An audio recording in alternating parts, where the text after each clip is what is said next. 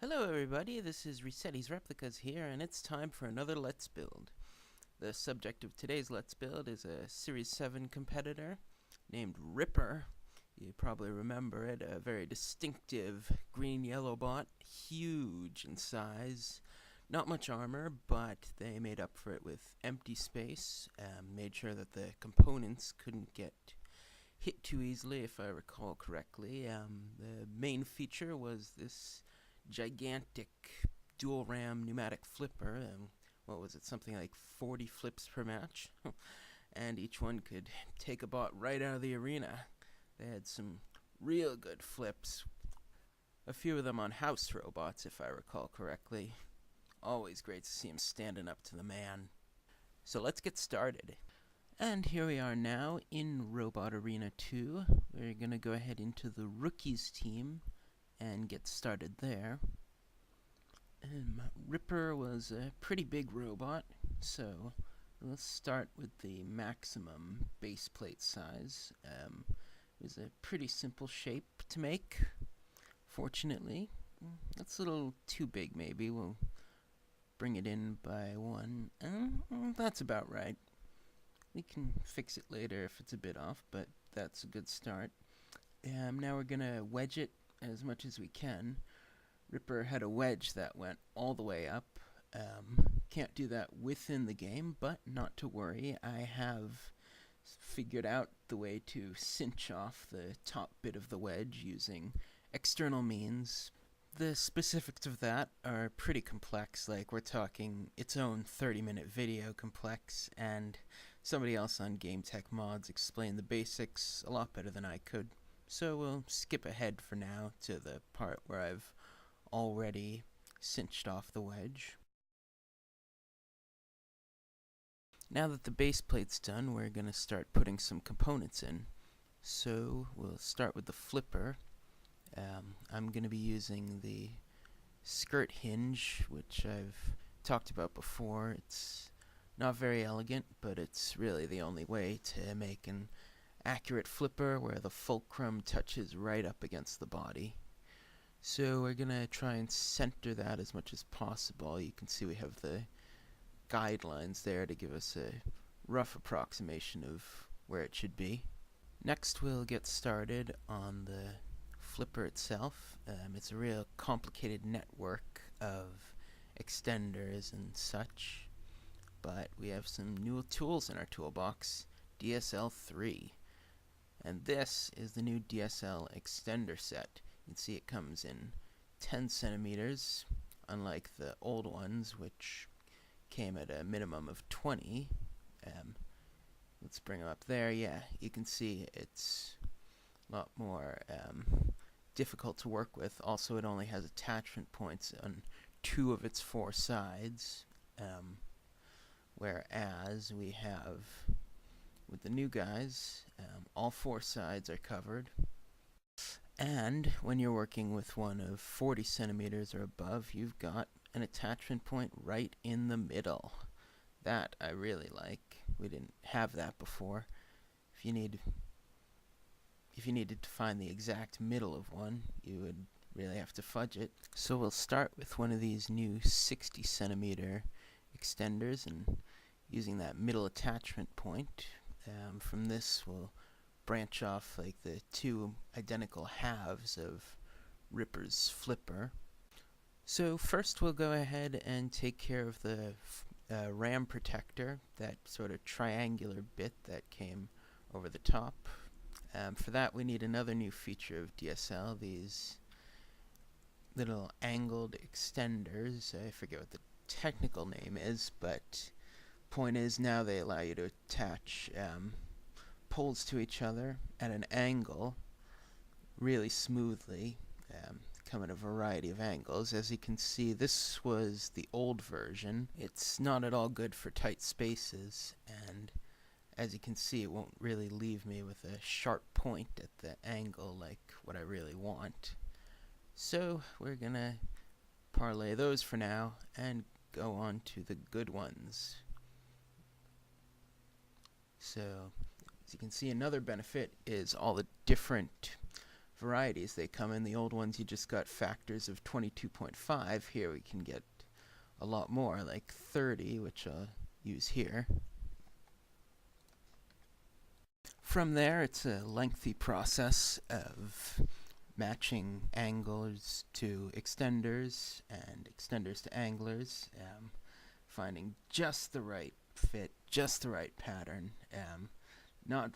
Not very interesting, so I've taken the liberty of speeding this bit up by about, I think it was 16 times. So now we have the frame more or less done, so we'll go ahead and add that yellow sheet, that the part that actually got underneath the other robots, to flip them. And for that we need the third new invention for DSL, the polycarb and various metal plates. As you can see, they also come in a variety of sizes: squares, rectangles, and the neat thing is the attachment points. You got one in the center, one on the edge, and one in the corner, so that you can place it however you want. And we'll do the same for the other side. You can see that they don't quite fit next to each other, but that's okay because we can fix the rotation in post and it'll line up properly. So next we'll take this 60 centimeter extender and position it like so. That way the upper part of the scoop bucket has a mounting point, and for that we use the triangle sheets. They work pretty much the same as the squares. Great to have. They're a little big and a little high, but that's okay because outside of the game I can sort of make them sink down a little so that they sort of gel into one unit with the lower part of the scoop. We'll finish off the scoop a little later, but for now let's do the drive. So for that we'll use the double-headed mag motor, right sideways. We'll put them far back into the chassis as the real Ripper would have them. Mind you, I haven't actually seen inside a Ripper, so I don't know how close I'm getting. I suppose the driver of Ripper, if he's watching, can come on here and yell at me about it. So we'll mount him high off the base plate and want to try and get him symmetrical, otherwise the bot doesn't drive straight. I'm putting him this high up because I want to give Ripper some nice big wheels. The small ones are my go-tos for a lot of bots, but if you're going for accuracy, quite a few of them had something real bulky, like wheels donated from a go-kart or an electric wheelchair.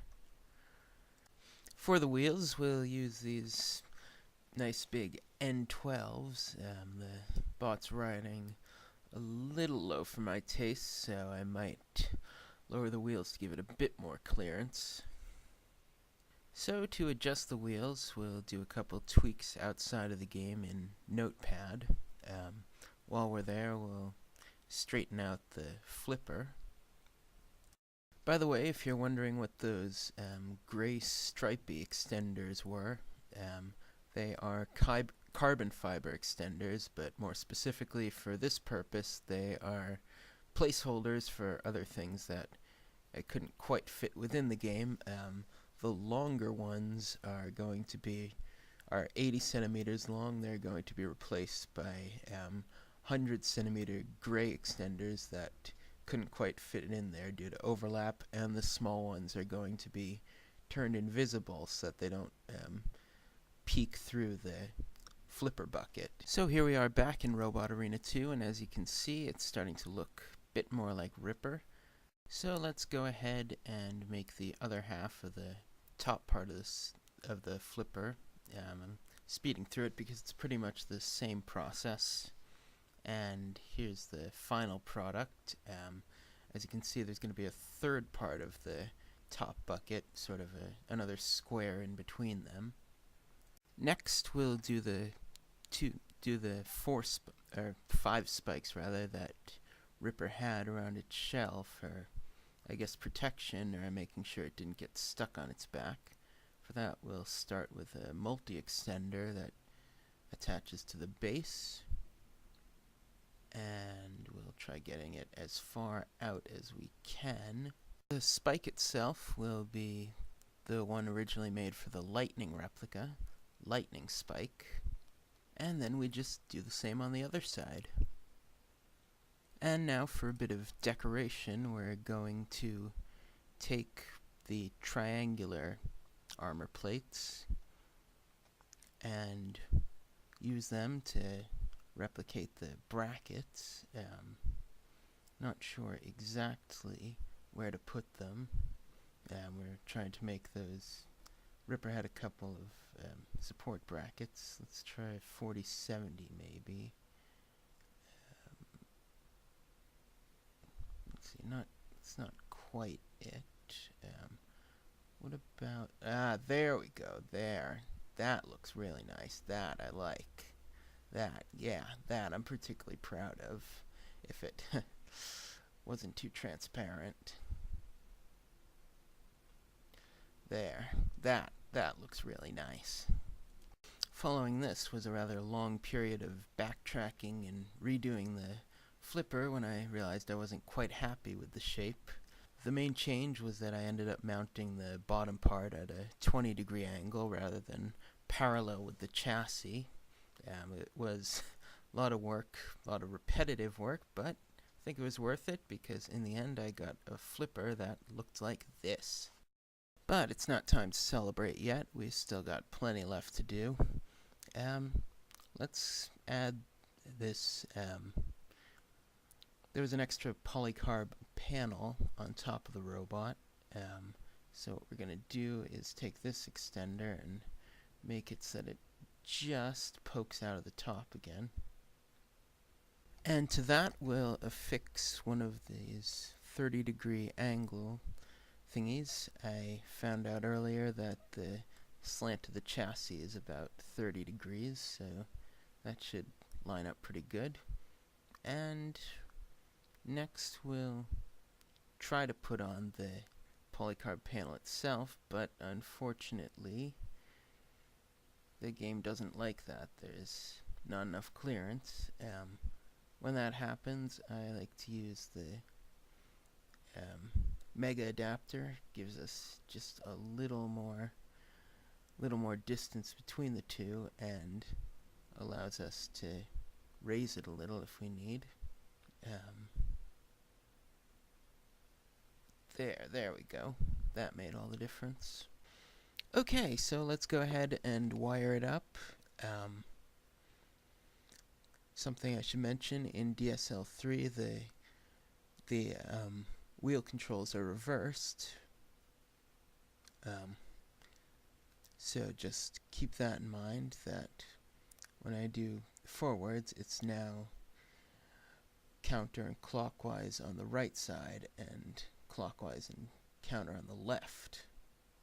And for turning, it's counterclockwise on both sides. There we go. Let's give it a test. Okay, so it's a little slow, might need a little more juice, but the flipper's working. So the robot as a whole is functionally done here. Works like I wanted to, and pretty much all that's left is the decoration. I've painted the top yellow so you can see the polycarb panel a little better. Anyways, let's go ahead and export paint template. We'll use the British spelling. And now that I've figured out how to record desktop footage with Fraps, you can follow along with me as I color it in. So each of these body panels has its own color. I've mixed up a shade of Ripper green earlier on. So we'll go ahead and take advantage of the low res to make it easier to fill in. And you can see I have my picture of Ripper right off to the side so that I can compare them easily. And from what I can see there, it looks like the two triangular panels were actually green on top of white rather than yellow rather than yellow on top of green.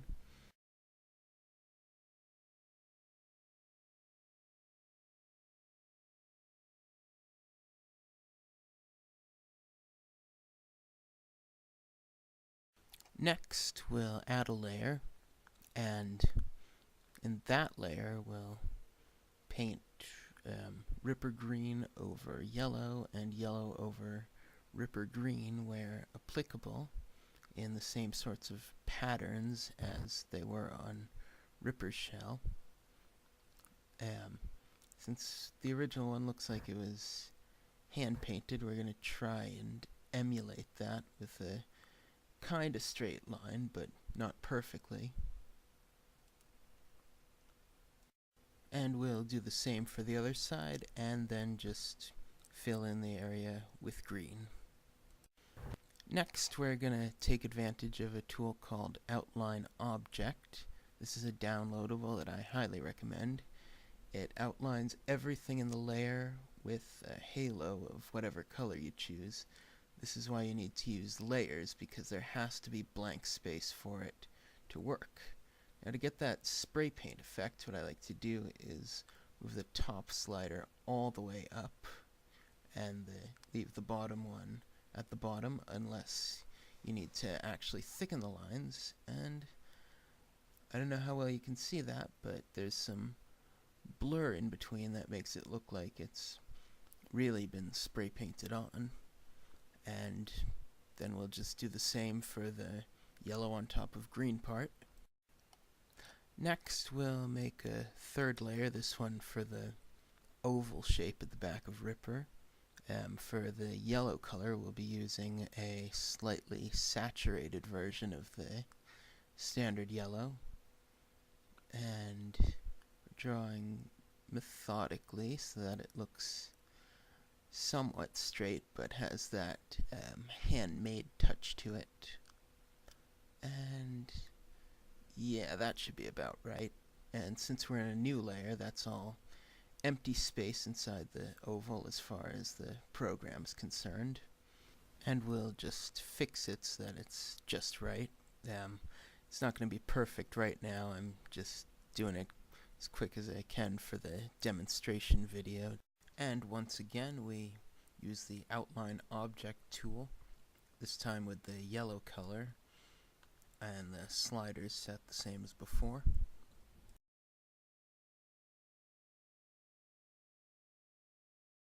And for the top panel, we're going to make it look like you're looking through a mostly transparent polycarb panel. We'll start with the support beams, two of them running parallel like so, and then the wheel braces. And we're going to draw the edges of Ripper's armor, which you could see if you were looking straight down into it. And we're going to draw them in a layer underneath the support beams so that we can draw them like just as they are without having to worry about overlapping with those gray rectangles. And for the sheet of polycarb, what we're going to do is take a shade of gray, adjust the transparency slider, and then we can stick it right on top of everything. And for the final touch, we'll go one layer up and add another little bit of polycarb that Ripper had on its top. So it's a diamond shape, so we'll start it out as a square. And just for another little touch, we'll put the bolt on there in a layer above, like so. And then we'll put the two layers together and turn it like so. And there you go, diamond panel. It goes right about there. I believe. And after that adjustment, the chassis paint job is done. So let's go back into Robot Arena 2 and see how it looks. While we were away, I took care of the skinning on the flipper and of the lightning spikes, as you can see. Now let's go ahead and import. There we go. I really like how that looks. That looks really nice, really pristine, and really accurate. So let's give it its profile picture and officially christen it. There we go. So all that's left to do is a little bit of testing. Let's see how it runs. So right here you see my preferred method of testing the bot's self-righting capabilities, which is driving onto the floor flipper, and whoa, that was a big flip. Might be a little too powerful, but on the plus side, means it can also flip its opponents really well. And before I go, here's a little bonus clip of it fighting Chip. Pretty easy opponent, but I think it shows that Ripper might have some promise. We'll have to see. Thanks for watching, everyone. Till next time.